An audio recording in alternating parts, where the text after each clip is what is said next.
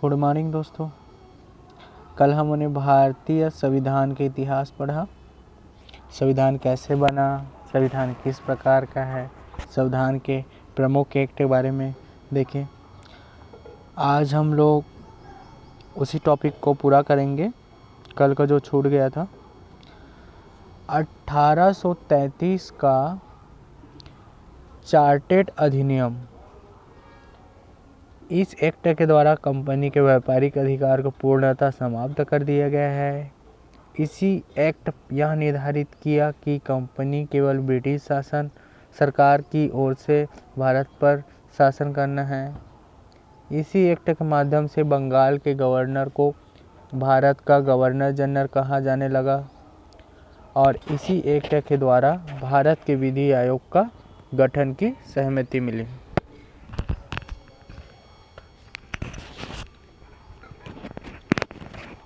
अब आगे चलते हैं।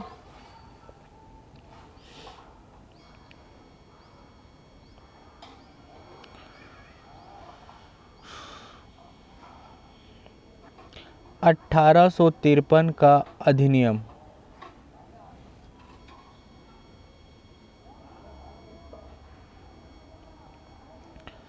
का अधिनियम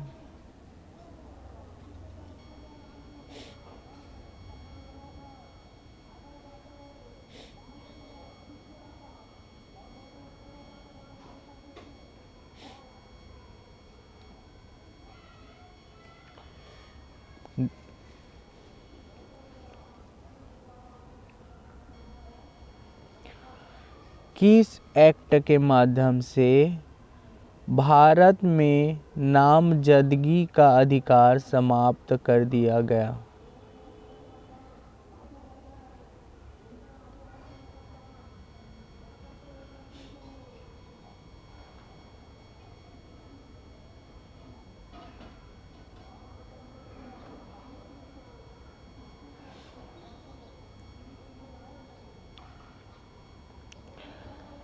किस एक्ट के माध्यम से भारत में प्रतियोगी परीक्षाएं शुरू हुई?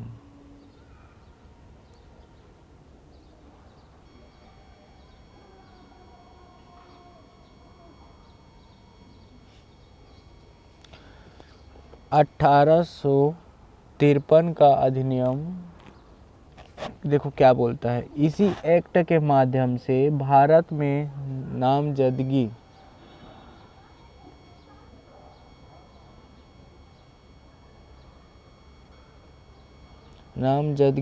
का अधिकार समाप्त कर दिया गया और इसी एक्ट के माध्यम से भारत में प्रतियोगी परीक्षाएं शुरू हुई। ये CGPSC के प्री में पूछा गया है, पहले भी प्रश्न, तो बहुत इम्पोर्टेंट है और ABO का पेपर में भी पूछा गया है, तो ध्यान रखेंगे।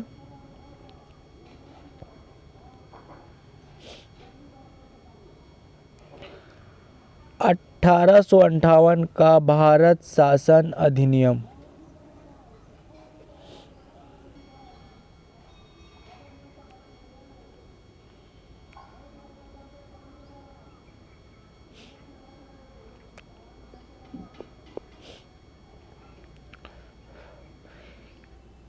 किस एक्ट के माध्यम से भारत का शासन कंपनी से ब्रिटिश सरकार के हाथों में आ गया?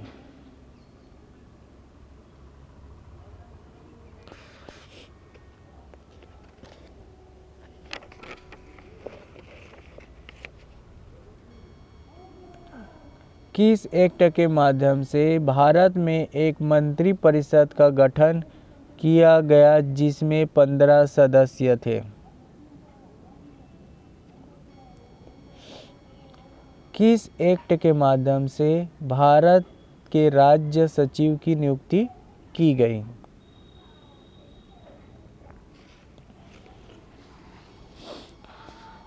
अठारह सौ अंठावन का भारत शासन अधिनियम आया जिसमें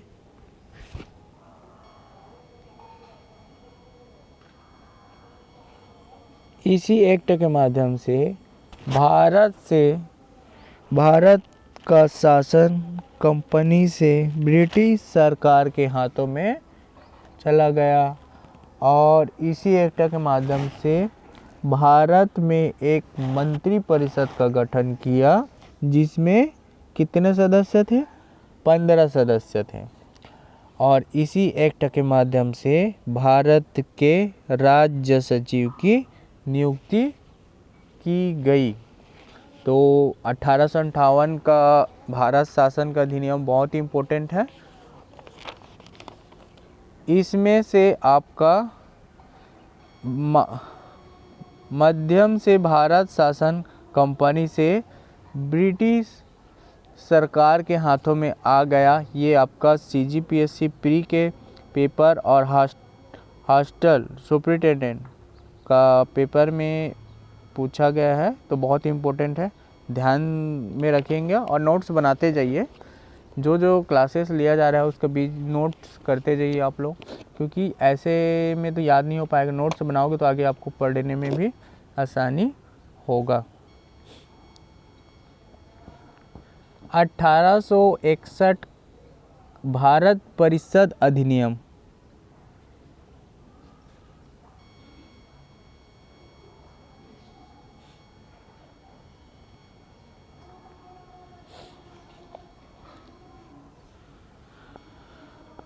किस एक्ट के माध्यम से भारत में विभागीय प्रणाली की शुरुआत हुई?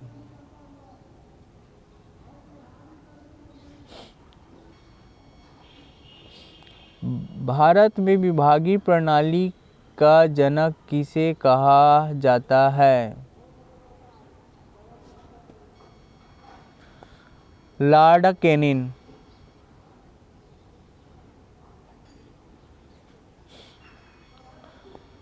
किस एक्ट के द्वारा भारत के गवर्नर जनरल को पहली बार अध्यादेश जारी करने का अधिकार दिया गया?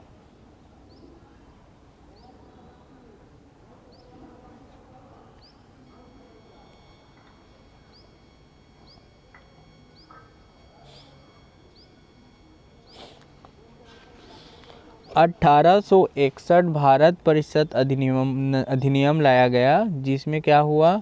इसी एक्ट के माध्यम से भारत में विभागीय प्रणाली की शुरुआत की गई। और भारत में विभागीय प्रणाली के जनक किसे कहा जाता है? तो लॉर्ड कैनिंग है, जिसको भारत में विभागीय प्रणाली के जनक कहा जाता है। और इसी एक्ट के द्वारा भारत के गवर्नर जनरल को पहली बार अध्यादेश जारी करने का अधिकार दिया गया।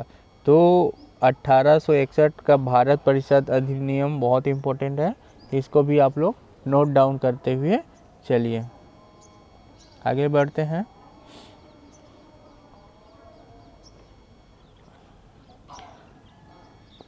अठारह सौ 73 का अधिनियम।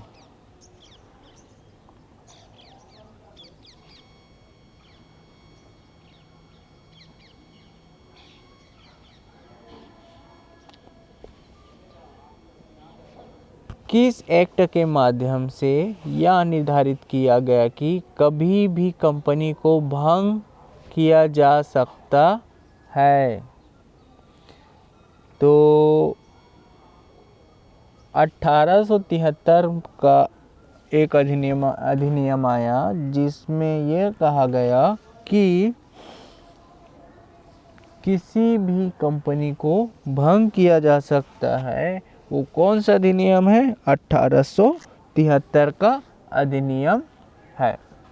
इम्पोर्टेंट है, नोट करते जाएंगे।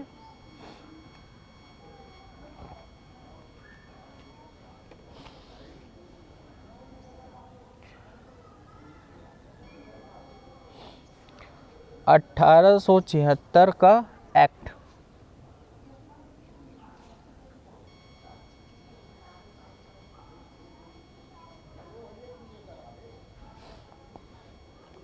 किसी शाही उपाधि अधिनियम के नाम से जाना गया?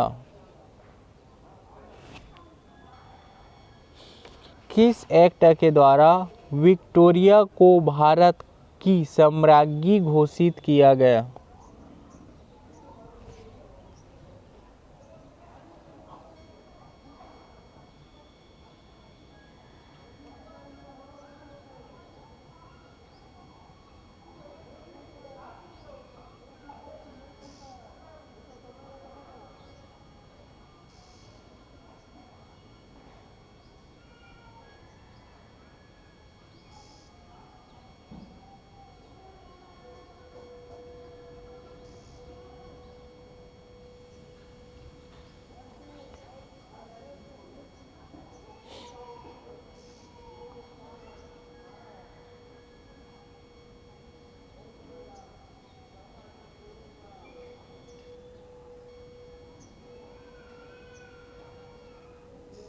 साम्राज्य।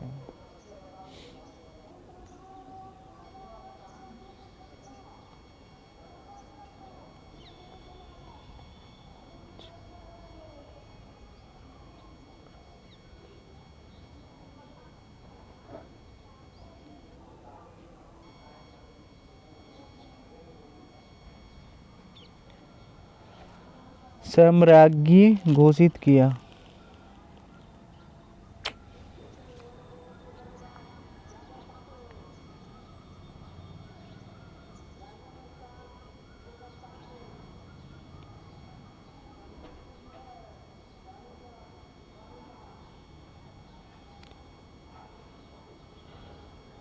साम्राज्य।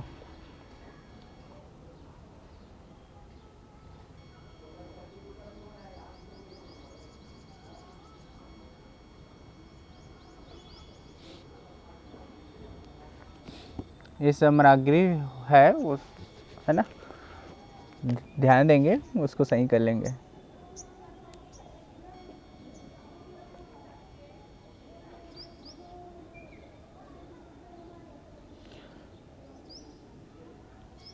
(1876) का एक एक्ट आया जिसमें किसी शाही उपाधि अधिनियम के नाम से जाना गया। किसको? 1876 के एक्ट को।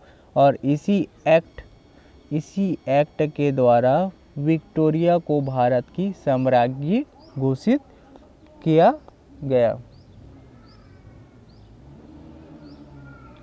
नोट करते चलेंगे।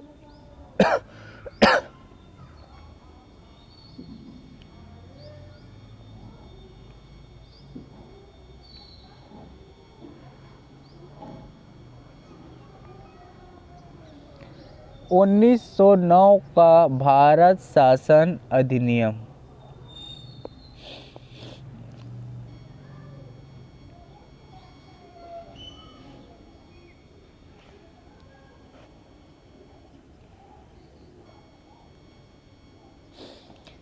किस एक्ट को मार्ले मिंटो सुधारक के नाम से जाना गया?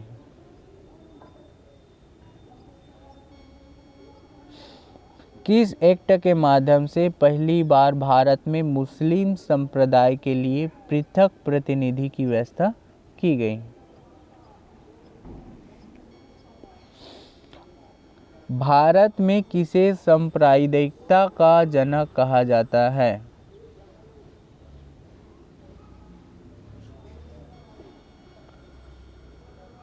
लॉर्ड मिंटो को सांप्रदायिकता का जनक कहा जाता है। 1909 में इंग्लैंड में भारत का राज्य सचिव थे लॉर्ड मार्ले।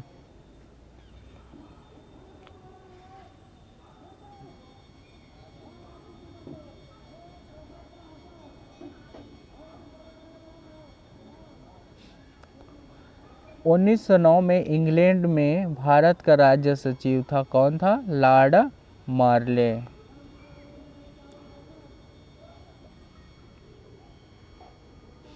किस एक्ट को मार्ले मिंटो सुधारक के नाम से जाना गया? तो 1909 का भारत शासन अधिनियम।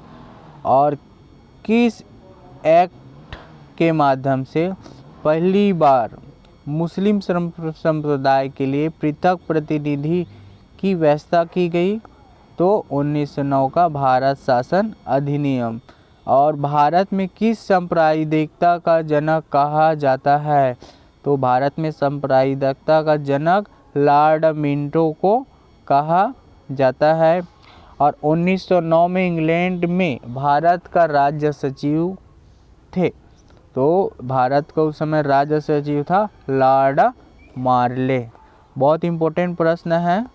इसमें से देखो, इसमें से आपका किस एक्ट के द्वारा भारत में, देखो, किस एक्ट को मार्ले मिंटो सुधारक के नाम से जाना जाता है, जो कि 1909 का भारत शासन अधिनियम है। CGPSC प्री में आपका पूछा गया है। भारत में किसी सांप्रदायिकता का जनक कहा जाता है? Lord Minto. आपका CGPSC प्री में आया है, RI का पेपर में भी पूछा गया है। और 1909 में इंग्लैंड में भारत का राज्य सचिव थे।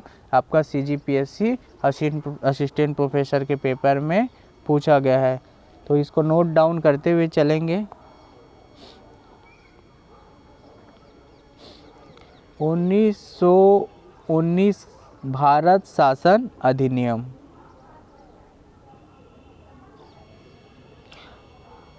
अब देखो 1919 में 1919 भारत शासन अधिनियम।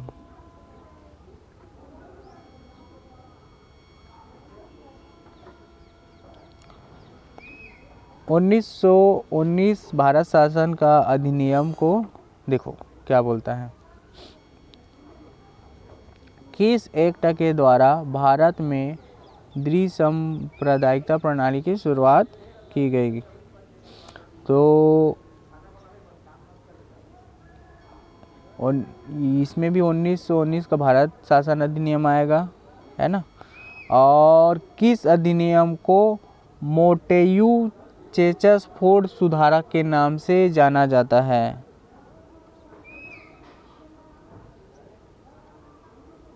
ये फूड नहीं, आपका फोर्ड है।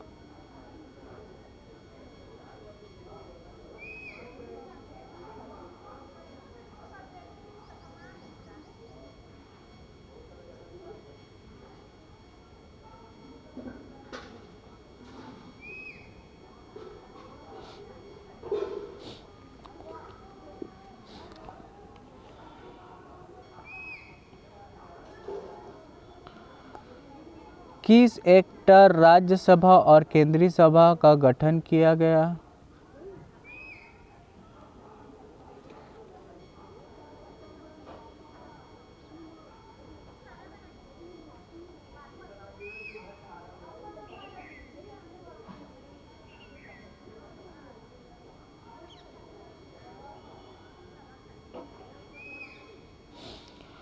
देखो किस एक्ट के द्वारा राज्यसभा और केंद्रीय विधानसभा का गठन किया गया? तो इसमें आपका आएगा 1919 का भारत शासन अधिनियम, ठीक है। और भारत में द्वैध शासन का जनक कहा गया?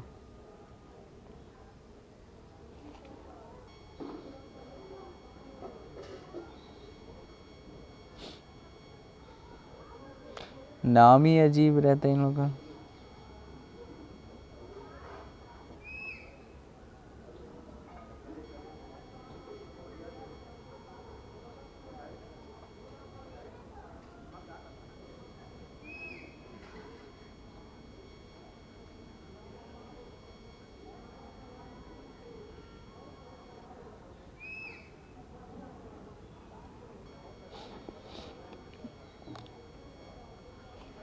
लियो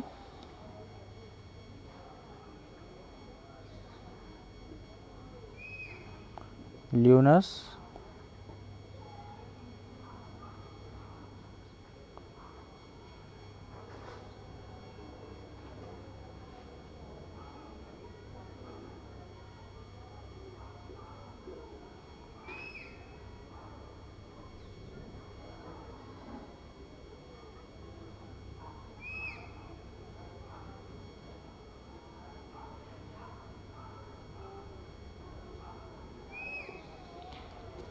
कार्टियस।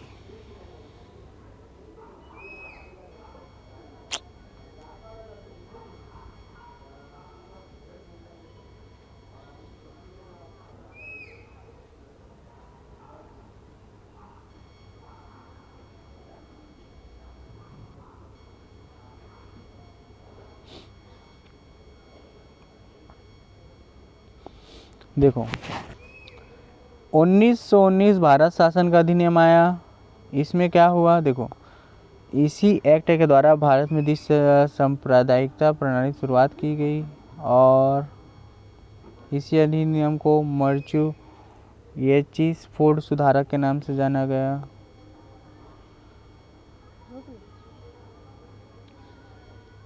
इसी एक्ट के द्वारा राज्यसभा और केंद्रीय विधानसभा का गठन किया गया और भारत में द्वैध शासन का जनक लियोनस कार्टियस को कहा गया।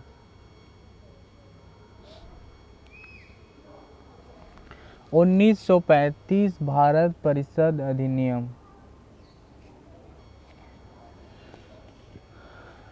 1935 भारत परिषद अधिनियम में कुल 321 अनुच्छेद थे। 1935 भारत परिषद अधिनियम में कुल 10 अनुसूचियाँ थी।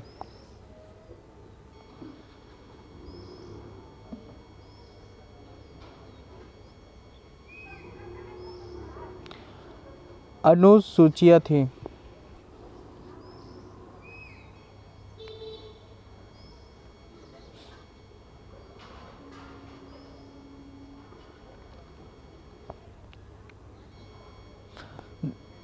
उन्नीस सौ 1935 का भारत परिषद अधिनियम आया, जिसमें क्या था, 1935 भारत परिषद अधिनियम में कुल 321 अनुच्छेद थे।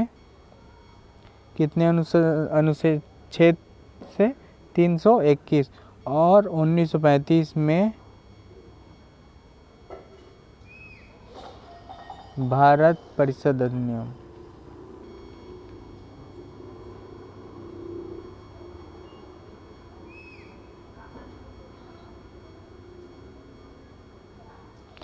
उन्नीस सौ 1935 में भारत परिषद अधिनियम आया, उसमें कुल कितने अनुसूचियाँ थी? तो 10 अनुसूचियाँ थी। ठीक है, नोट करते जाइए। और आज का टॉपिक यहीं पे ख़त्म करते हैं हम लोग। आप लोग नोट्स, उम्मीद करता हूँ आप लोग नोट्स बना रहे होंगे, और आगे के क्लास में हम लोग अभ्यास के कुछ इम्पोर्टेंट प्रश्न हैं उसके बारे में डिटेल से अध्ययन करेंगे। अभी तक 2 क्लासेस हुए हैं, उसके बारे में प्रैक्टिस करेंगे, ऑब्जेक्टिव लगा के देखेंगे। ठीक है, कि हम लोग जो पढ़ाई कर रहे हैं वो ठीक से हो पा रहा है कि नहीं, या कुछ सुधार करने की आवश्यकता है। तो आज के लिए बस इतना ही। Thank you very much.